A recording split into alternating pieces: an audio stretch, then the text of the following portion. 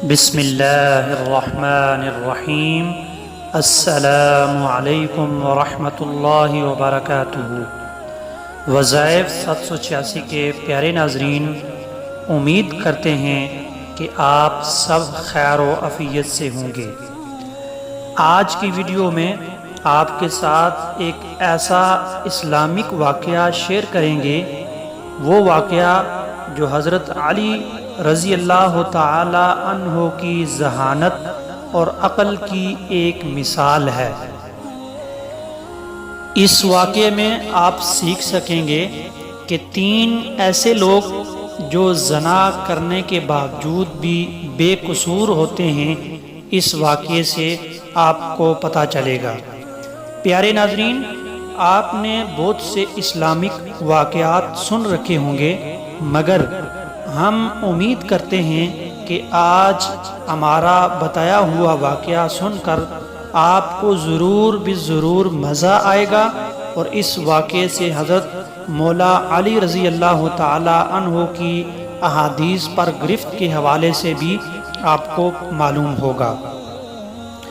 ناظرین، آپ سے درخواست کرتے ہیں کہ اگر آپ نے ہمارا یوٹیوب چینل وظائف 786 سبسکرائب نہیں کیا ہوا تو اس کو سبسکرائب کر لیں اور بیل آئیکن پر کلک کر لیں، اور اگر آپ کو ویڈیو پسند آتی ہے اس کو لائک بھی کریں اور دوسروں کے ساتھ شیئر بھی کریں۔ ناظرین، چلتے ہیں واقعہ کی طرف۔ واقعہ کچھ اس طرح سے ہے کہ ایک دن حضرت علی رضی اللہ تعالی عنہ مدینہ کی گلیوں سے گزر رہے تھے، تو آپ یہ دیکھتے ہیں کہ ایک عورت کو کچھ افراد گھسیٹتے ہوئے لے جا رہے ہیں۔ وہ عورت خوف سے کانپ رہی تھی اور مرد حضرات اسے گھسیٹتے ہوئے لیتے جا رہے تھے۔ جب حضرت مولا علی رضی اللہ تعالی عنہ نے یہ ماجرا دیکھا تو انہوں نے ان آدمیوں سے پوچھا کہ کیوں آپ اس عورت کو گھسیٹتے ہوئے لے جا رہے ہیں؟ تو ان لوگوں نے کہا کہ اس عورت نے بدکاری کی ہے، زنا کیا ہے۔ حضرت عمر بن خطاب رضی اللہ تعالی عنہ نے یہ حکم دیا ہے کہ اس عورت کو سنسار کر دیا جائے۔ تو حضرت علی رضی اللہ تعالی عنہ نے ان لوگوں کی بات سنی تو آپ نے اس عورت کو ان کے ہاتھوں سے چھڑایا اور پھر کہا کہ چلے جو یہاں سے۔ وہ لوگ وہاں سے چلے گئے، اور پھر حضرت عمر بن خطاب رضی اللہ تعالی عنہ کے پاس وہ لوگ جاتے ہیں، اور انہوں نے جا کر بتایا کہ حضرت علی مولا رضی اللہ تعالی عنہ نے اس عورت کو چھڑایا ہے جس عورت کو آپ نے سنسار کرنے کے لیے ہمیں بھیجا تھا۔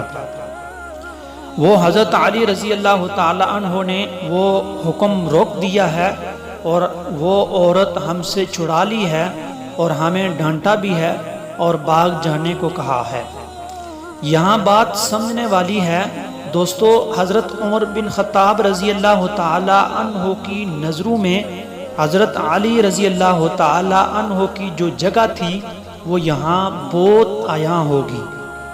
حضرت عمر بن خطاب رضی اللہ تعالی عنہ نے فرمایا کہ اے لوگو، حضرت علی رضی اللہ تعالی عنہ کو کسی بات کی خبر ہوگی جس کی وجہ سے انہوں نے یہ کام روکا ہے، جس سے ہم لوگ بے خبر ہیں، اور وہ جانتے تھے کہ حضرت علی رضی اللہ تعالی عنہ کا مقام کیا ہے، اور وہ یہ بھی جانتے تھے کہ حضرت علی رضی اللہ تعالی عنہ یہ کام کسی وجہ سے ہی کیا ہوگا، اس کی وجہ کوئی ضرور ہوگی۔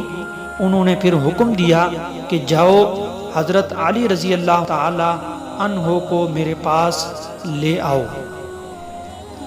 یہاں پر حضور تاجدار کائنات صلی اللہ علیہ وآلہ وسلم کا بیان عرض کرتا چلوں کہ حضور تاجدار کائنات صلی اللہ علیہ وآلہ وسلم نے فرمایا کہ میں علم کا شہر ہوں، اور حضرت علی کے بارے میں فرمایا کہ وہ علم کا دروازہ ہیں۔ تو حضرت علی رضی اللہ تعالی عنہ کا بہت ہی مقام ہے علم کے بارے میں، احادیث کے بارے میں۔ دوستو، جب لوگ حضرت علی رضی اللہ تعالی عنہ کے پاس گئے تو عرض کیا کہ عمر بن خطاب رضی اللہ تعالی عنہ نے آپ کو اپنے پاس بلایا ہے۔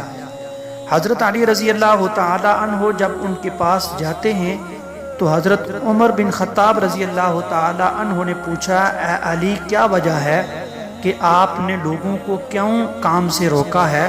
اس بدکار عورت کو سنسار کرنے کے لیے میں نے بھیجا تھا۔